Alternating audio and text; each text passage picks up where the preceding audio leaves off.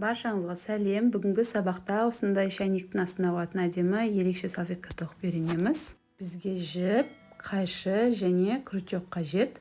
Менде крючок 2,25 мм. Ең алдымен жібімізді саусағымызға орап, жұмыс жібін өзімізге қарай тартып шығарып, сақина жасап аламыз. Енді 2 воздушный петля тоқып, осы сақинаны айналдыра 11 столбик с накидом тоқимыз.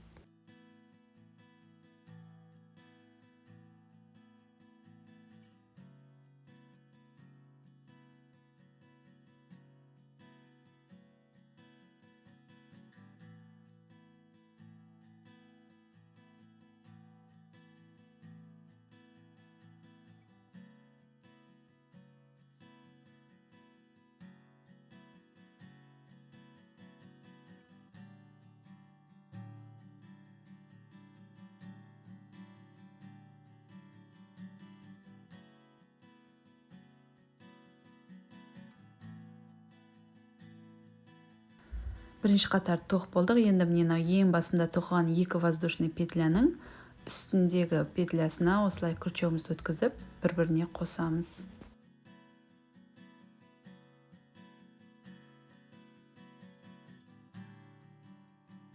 Қараңыздар, осылай ортасы ашық қалмас үшін кішкентай жіпті жақсылап тартып, байлап қоямыз.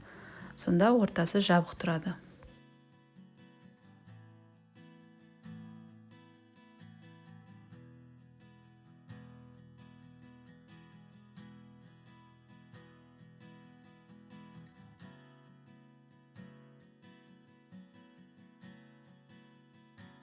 Енді келесі қатардан бастап әр петляға прибавка жасаймыз. Яғни әр петляға 2 столбик с накидом тоқып, жалпы 22 столбик с накидом тоқимыз.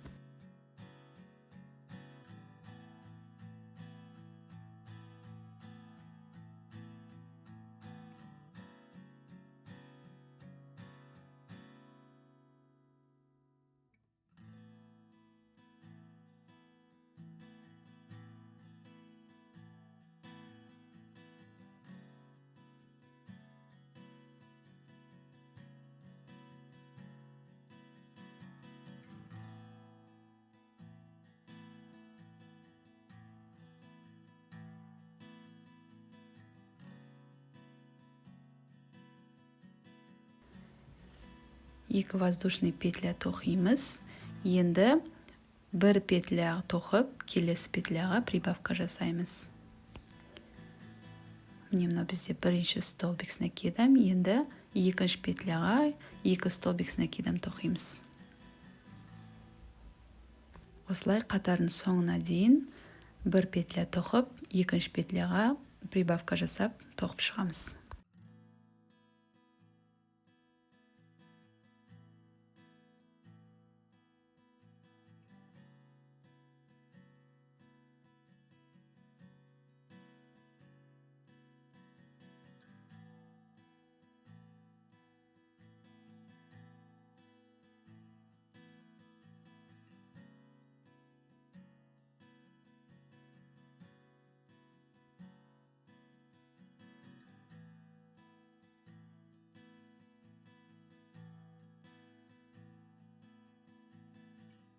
Міне қыздар, бізде қатар аяқталды. Келесі қатарды енді 2 петля тоқып, үшінші петляға прибавка жасаймыз.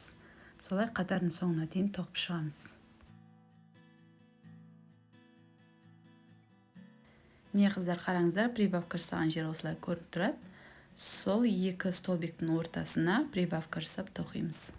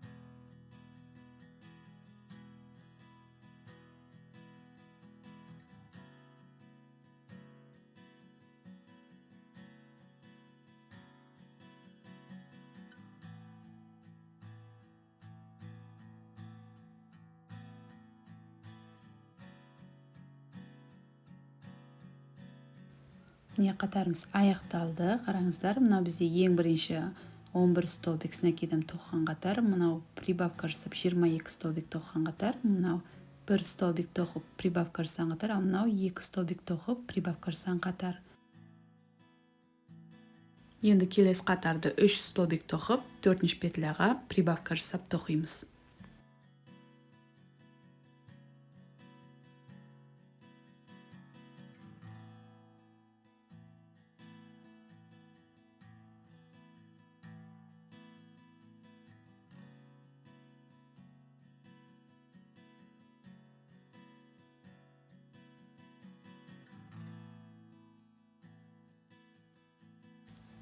Міне қыздар, қараңыздар, мынау бізде прибавка жасаған жер өзі анық осылай көрініп тұрады.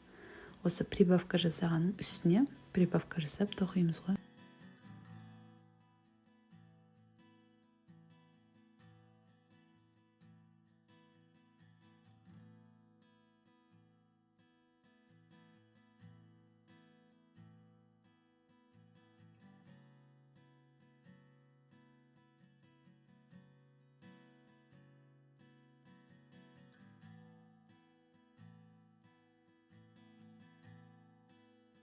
Міне бізде қатар аяқталды. Енді жібімізді ауыстырамыз. Қараңыздар, ақ жіпті осылай крючогымызға ілдіріп алып, петлямен крючоктағы петлядан бірдей өткізіп шығарамыз. 2 воздушный петля тоқып, ары қарай 4 столбик тоқып, 5-шіне прибавка жасап, қатардың соңына дейін солай тоқимыз.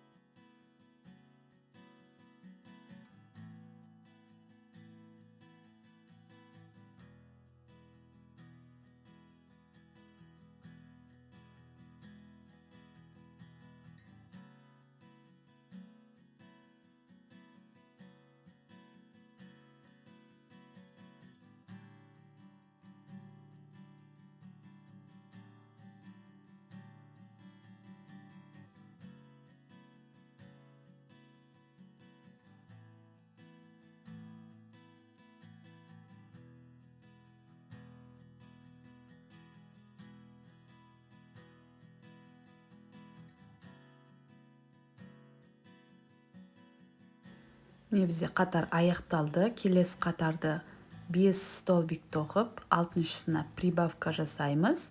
Қатардың соңына дейін келесі қатарды 6 столбик тоқып, 7-ші петляға прибавка жасаймыз.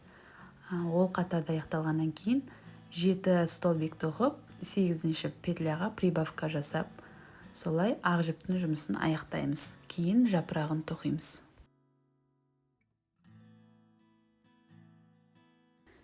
Міне қыздар, салфетканы тоқып болдым. Қараңыздар, 1, 2, 3, 4, 5, 6, 7, 8, 9. Осылай жалпы 9 қатар шығу керек. Енді жапырағын тоқимыз. Крючокқа көк жібімізді ілдіріп, жалпы 3 воздушный петля тоқимыз.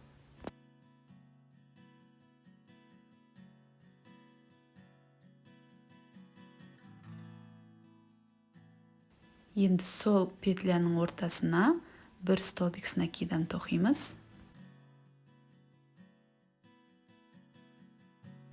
Енді осы 2 столбиктің ортасына жақсылап мұқият қараңыздар, жартылай 6 столбик с накидом тоқимыз.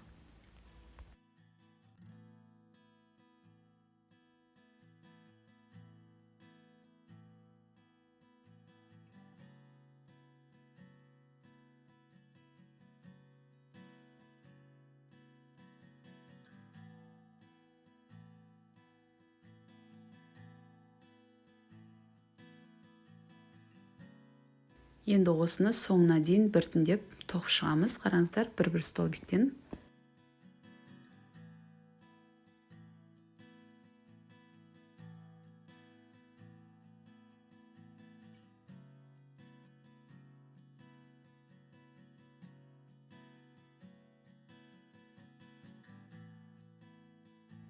Қараңыздар, келесі бетіне айналдырып, тура жаңағы схемамен тоқимыз. Крючокқа 7 жартылай столбик с накидом ілдіріп алып, қайтадан артына қарай біртіндеп столбик с накидом тоқып шығамыз.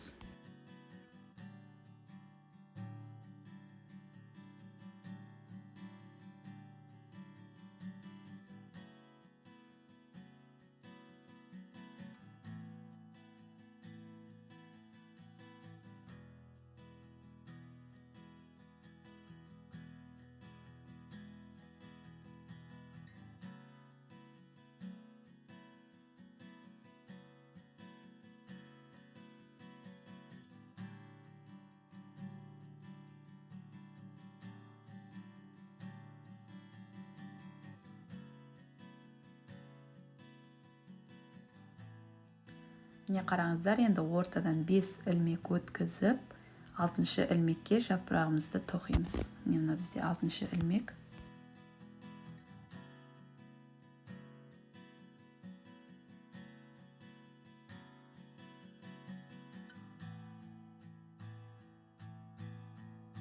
Міне біздің жапырағымыз дайын. Енді келесі жапырақты тура осылай тоқимыз. Қараңыздар, осылай тұру керек.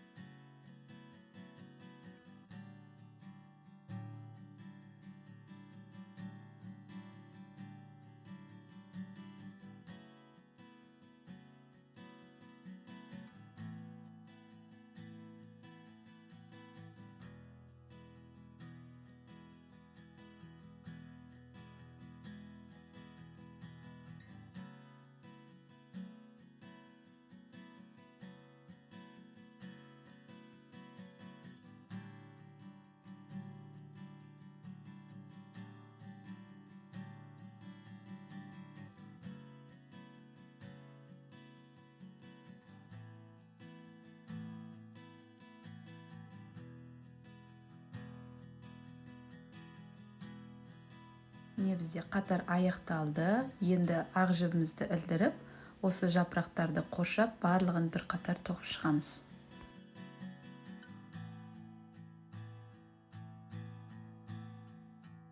Жіптердің ұшын бір-біріне байлап, столбиктердің арасынан өткізіп, кейін ыстық клеймен клейлеп тастасаңыздар болады ең соңында.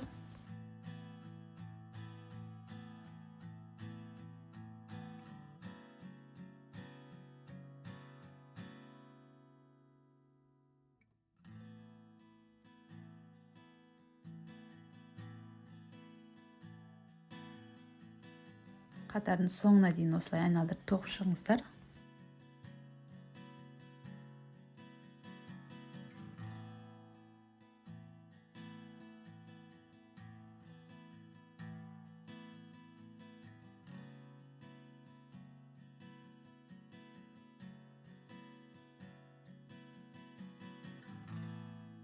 салфетканы тоқып болғаннан кейін бір жуып өтіктің парымен парлап жіберіңіздер. Сонда осындай әдемі теп-тегіс болып шығады.